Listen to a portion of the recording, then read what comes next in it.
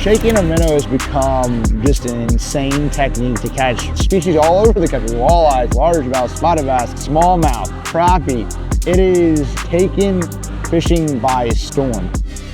Of course, there's a lot of thought that goes into creating a freeloader, a mooch minnow, but equally as important is the right jig head. And so working with VMC and the guys in VMC came up with the brand new minnow shaker jig head.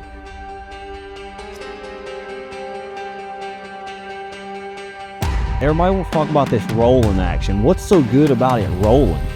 Well, in my opinion, it's the most lifelike action. When you have an injured bait fish, I mean, he's not stable. He's rolling through there and he's injured. And it really just draws those fish. Minnow shaking jig. There's a lot of things that you have to have in a jig head that really makes the difference in that. Of course, first off is the hook. This head comes in a 2/0, 3/0, and 4/0 VMC hook. Round bend, really sharp hook, and has a lot of gap. Second is the line tie. You have to have a good line tie to where, one, you have good bite in your hook when you're line tied to your hook point, so when you hook the fish, you have a better hookup ratio when you have more bite between your line tie and your hook point. The line tie itself is a 45-degree angle.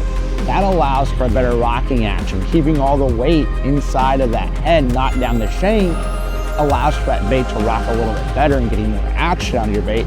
Of course, you gotta have 3D eyes.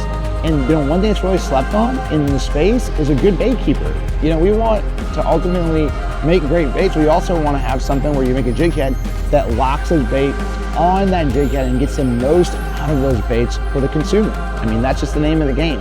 And this double mono keeper makes it to where you just don't even need super glue. When I tell you he's there, he's there. No more glue. Your hands ain't getting stuck together. I can put super TPE, which the mooch minnow is.